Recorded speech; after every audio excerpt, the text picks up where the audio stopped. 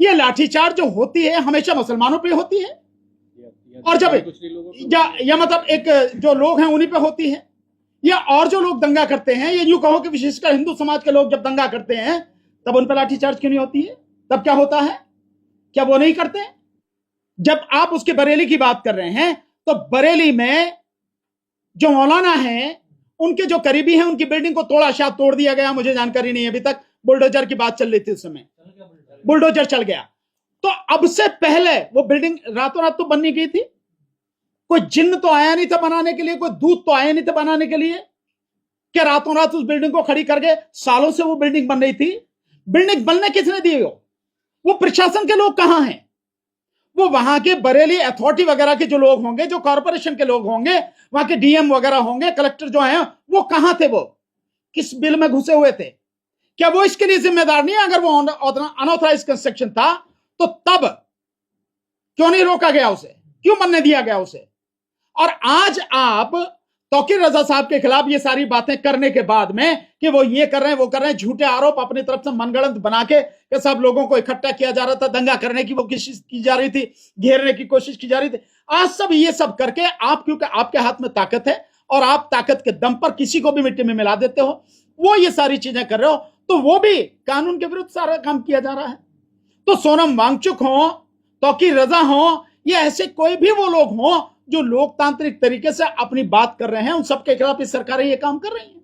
और सर, जो सीएम जिस प्रकार की भाषा का इस्तेमाल कर रहे हैं कि मौलवी को पता नहीं है किसकी सरकार है या टिकट कटवा देंगे, ये सारी चीजें, ये भाषा इस बात का संकेत देती है, इस बात का खुला प्रमाण है कि आज सरकार में किस तरह की मानसिकता के लोग बैठे हैं।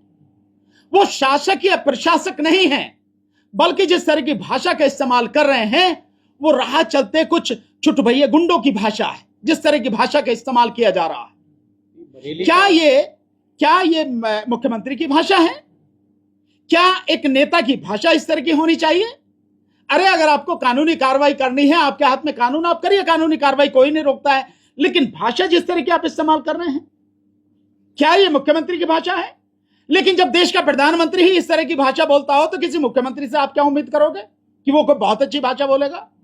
हाँ, दुख इस बात का है कि वो जो मुख्यमंत्री है वो एक धर्म स्थान का मठाचार्य भी है, तो उसकी भाषा तो और भी सभ्य और अच्छी होनी चाहिए, पर ऐसा है तो नहीं। मुस्लिम ये कह रहे हैं कि हमें अकेला छोड़ दिया, विपक्ष ने जो हमसे वोट लेता है वो आज हमारे साथ खड़ा नहीं हो रहा। तो भैया ये विपक्ष से पूछो, हमसे थोड़ी, हमें तो वोट थोड़ी नहीं है। बरेली का जो मुद्दा है, बरेली का मुद्दा प्रायोजित है, वो प्रोजेक्टेड है। वो एक्चुअल में कैसे प्रोजेक्टेड है? जो वोट चोरी का मुद्दा बहुत हाईलाइट हो रहा था, उसको दबाने के लिए उन्होंने बहुत कोशिश की है, तमाम सारे ऐसे इंसिडेंट्स किए हैं, वो सारा प्रोजेक्टेड मुद्दा है, वो कोई खास मुद्दा नहीं है। और आप देखिए उसके बाद कितना सारा जो वोट चोरी का मुद्दा है, और मोदी जी जो है ना आंख में आंख डाल के जो बात करने वाले थे उनकी आंखें कितना शर्मिंदा फील कर रही हैं, उस माहौल को दबाने के लिए बरेली का मुद्दा उठाया है। बरेली का कोई खास मुद्दा नहीं है। नहीं डॉक्टर साहब, इसके विषय में मैं और बताऊं, एक और मुद्दा उठाया जा रहा, जो मेवात में कुछ जमीन दी गई है वहां पे बूचड़खाने वगैरह बनाने के लिए भी, ये भी उसी तरह की कोशिश है लगातार, सारा प्रायोजित है, ये सब कुछ वेल प्लान्ड है, ताकि ये जो SIR हो रहा है, ये जो वोट चोरी का मुद्दा इतना जबरदस्त हो चुका है, इन सबको किसी भी तरह से दबाया जा सके, ये सब इसीलिए सारी चीजें हो रही हैं। यूपी के सीएम योगी आदित्यनाथ कह रहे हैं कि दंगाइयों पर कंट्रोल करने के लिए लाठीचार्ज की गई थी बरेली में। वो तो जो चाहे कह दें भाई, कौन रोकता है? आपके जो मन में जो आता है, सीएम जो मन में आता है वो कह दें, कौन रोकता? लाठीचार्ज की गई थी। नहीं, देखिए सुप्रीम कोर्ट के हाथ में तो सब कुछ है, सुप्रीम कोर्ट तो सब कुछ कर सकती है। बल्कि मैं तो ये कहना चाहूंगा, मैंने पहले भी कई बार कहा है कि कुछ ऐसे मुद्दे हैं जिस पर सुप्रीम कोर्ट को इस बात का इंतजार नहीं करना चाहिए कि वहां से कोई आएगा, उनके यहां पर प्रॉपर पिटीशन दाखिल करेगा, उसके बाद वो डेट लगाएंगे, सुनवाई होगी और जब जाके कहीं होगा। ये तो ऐसे मसले हैं जब आम आदमी को पता है कि किस व्यक्ति के साथ में क्या हो रहा है। सोनम वांगचुक ऐसा नाम तो है नहीं जो दुनिया में कोई नहीं जानता हो। जिस व्यक्ति के नाम में 37 पेटेंट हैं, तो उस व्यक्ति को कौन नहीं जानता, और जो देश के लिए काम कर रहा है लगातार, देश में पढ़ा है, मैकेनिकल इंजीनियर है, जितने इतना रिसर्च वर्क किया है, तो ऐसे व्यक्ति को अगर सरकार गिरफ्तार कर रही है, पूरे मीडिया के माध्यम से, या हर किसी को जानकारी है, सोशल मीडिया के माध्यम से गांव गांव तक जानकारी है, तो सुप्रीम कोर्ट को जानकारी नहीं है? तो सुप्रीम कोर्ट को तो होना यह चाहिए कि इस देश के लोकतंत्र को बचाने के लिए, इस देश के संविधान को बचाने के लिए और इस देश के लोगों के लोकतांत्रिक संवैधानिक अधिकारों को बचाने के लिए तुरंत सुप्रीम कोर्ट को सू मोटो एक्शन लेना चाहिए, पर नहीं लिया गया, किसी मामले में नहीं लिया। जो उनकी मिसेस गई हैं वहां पर, उनकी पत्नी जो है गीतांजलि जी गई हैं, मैं मानता हूं कि सुप्रीम कोर्ट को इस पर तत्काल सुनवाई करनी चाहिए, अगर छुट्टी हो तो भी, क्योंकि कोर्ट हर समय 24 घंटे कोर्ट है, जहां खड़ी हो जाए वही कोर्ट है वो, तो तत्काल कार्रवाई करनी चाहिए और उनकी रिहाई के आदेश तत्काल देने चाहिए, क्योंकि ये प्राइमा फेसी ही लगता है, देखने से ही लगता है कि सब कुछ वेल प्लान्ड तरीके से सरकार ने झूठा मुकदमा बना के उनको गिरफ्तार किया है। कोई जानकारी नहीं दी गई, हेल्थ के बारे में जानकारी दी जा रही है, ना मिलने दिया जा रहा है, क्या हो रहा है, कहाँ है, कैसे, कुछ भी हो सकता है, उनकी जान को भी खतरा हो सकता है, तो ये जानकारी क्यों नहीं दे रहे आप? जो घर के लोग हैं, उनकी पत्नी हैं और परिवार के जो लोग हैं, उनकी टीम के जो लोग हैं, आप उनको जानकारी क्यों नहीं दे रहे हैं? बाकायदा आपको तो बुलेटिन रिलीज करना चाहिए कि भी सोनम वांगचुक को गिरफ्तार किया, गिरफ्तार करके हमने यहां पे रखा है और ये उनकी स्थिति है। आपको ये सूचना देने में क्या दिक्कत है? ये तो देना जिम्मेदारी है सरकार की। लेकिन जो सरकार इस देश के लोगों के लोकतांत्रिक अधिकारों को दफन करने में लगी है, जो सरकार इस देश के लोगों की जो बोलने की आजादी है उसको पूरी तरह से खत्म कर देना चाहती है, जिस सरकार ने यहां के जो सूचना का अधिकार अधिनियम है उसको बिल्कुल मृत प्राय कर दिया है, खत्म कर दिया है, जो सरकार अपनी गुंडागर्दी चलाने के लिए यूएपीए का, एनएसए का दुरुपयोग कर रही है और लोगों के खिलाफ जबरदस्ती झूठी एफआईआर कर रही है, उनको गिरफ्तार करके जेल में भेज रही है, उस सरकार से उम्मीद और भी क्या हो सकती है?